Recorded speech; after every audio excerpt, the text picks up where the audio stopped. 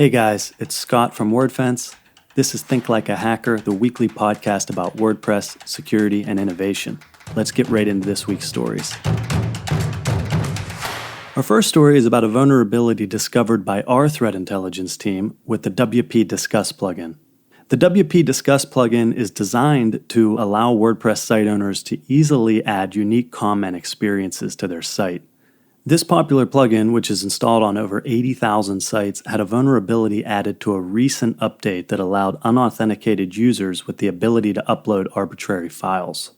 The update was meant to add image uploads for commenters, but it introduced a vulnerability in allowing anyone to upload files, including PHP files. After reaching out to the wpDiscuz team, the vulnerability was then patched in the latest version, which was released on July 23rd. Now, this is a critical vulnerability that can lead to a site takeover, so be sure if you're running this plugin, you update to the latest version. Luckily, if you have WordFence installed, free or premium, then you're already protected from this type of vulnerability. Now, this also brings up a WordFence feature that disables code execution in the uploads directory. So if you don't have a need for execution of files in your uploads directory, then you're probably going to want to take a look at enabling that in WordFence. You can read more about this story on the official wordfence.com blog, and the link will be in the show notes. Chloe Chamberlain, who discovered this vulnerability, will be demonstrating how this could be exploited on the next WordFence office hours, so you're going to want to check that out on August 4th, and we do that at noon Eastern Time live on YouTube. Next up, Waydev has reported a security breach that happened earlier this month. In that attack, both GitHub and GitLab OAuth tokens were stolen from their internal database, leading to exposure of codebase stored by many companies in GitHub repositories. Waydev is an analytics platform used by software companies. Hackers gained access by using a blind SQL injection vulnerability, and Waydev was able to patch the vulnerability the same day it was exploited, but not before companies such as Dave.com, Flood.io, and some others were already exposed. So, security analysts at GitHub discovered this breach after a customer had contacted them. Waydev has been very transparent in the days following this breach, and they've released IP addresses, email addresses, and user agent strings in order to give the customers some indication of compromise to determine if potentially an attacker has breached their repositories. Now, luckily, only a small part of their user database was accessed. However, the hackers used these tokens to gain access to other companies' code bases and were able to see their source code projects. Dave.com was part of a major data breach where 7.5 million user records were leaked by a single hacker known as Shiny Hunters. The breach involved a total of 18 different sites where a total of 386 million users' information was auctioned off before being posted for free on a hacker forum. Waydev has released a list of measures that their users should follow to ensure their information is safe. The first is checking for suspicious activity in your GitHub and GitLab accounts and then going through your codebase and changing any passwords and keys. They also recommend enabling a WAF web firewall. We've got links to the full articles about these intrusions in the show notes on wordfence.com/podcast. If you're using any kind of tool that has access to your code, remember that giving access shouldn't be done lightly. So always remember that you're at the whim of their security when you grant access. Definitely something to consider, and it's always a good point to sporadically audit your OAuth security. WP Tavern had a recent article discussing plugin admin notices and whether plugin authors or the lack of a notification system in WordPress is to blame for the current notification layout. We've all seen these if you're an admin on a WordPress site, and notices can stack up and take a lot of real estate up quite quickly. It was argued that laying the blame on plugin authors is not particularly fair.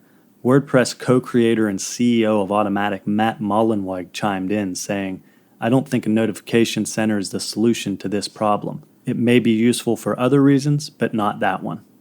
Now, plugin authors aren't totally free from blame and have been known to use admin notices for unnecessary items such as holiday ads or asking their users for 5-star reviews. There's currently no solution within WordPress core for the problem of admin notice fatigue, and yet solving the issue can only really be done in WordPress core.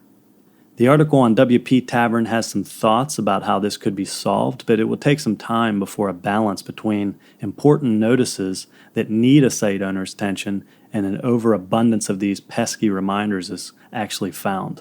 And even then, it's likely to not satisfy everyone.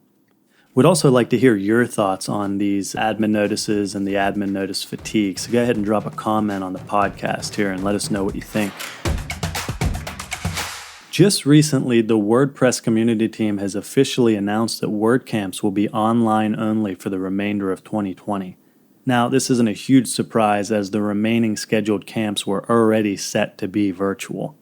WordFence has also recently gone virtual to keep in touch and talk security with the weekly live stream WordFence office hours, where we help you get more out of WordFence and improve your security knowledge. You can check us out on YouTube Live on Tuesdays at noon Eastern Time. If you missed it, this past week we showed you how to perform a security audit on your own WordPress site. A security audit is always a good thing to consider and perform in order to find potential problems on your site before an attacker does. So next week, we're going to be diving into exploiting vulnerable plugins, and if you can't make it, that's okay because all of our office hours episodes are available to watch on our YouTube channel. Our last story of the day involves the major ransomware attack on Garmin.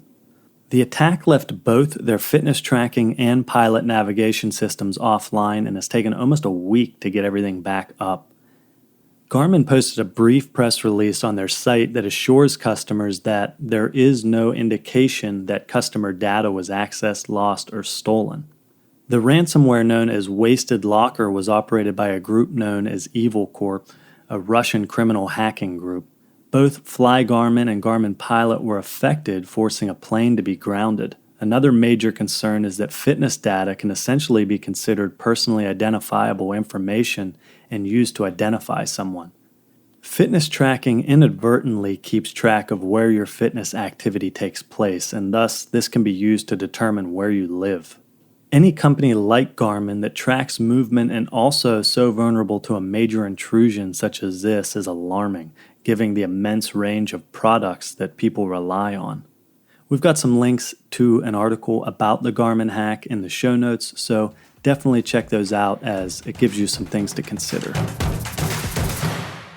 We hope you enjoyed this episode, so tune in next week to get your weekly dose of security news and make sure to follow us on social media. We use WordFence on Twitter, Facebook, Instagram, and you can do a search to find us on YouTube as well, where we have office hours every week on Tuesdays at noon Eastern, 9 Pacific time. Thanks again for listening, and we'll see you next week on Think Like a Hacker.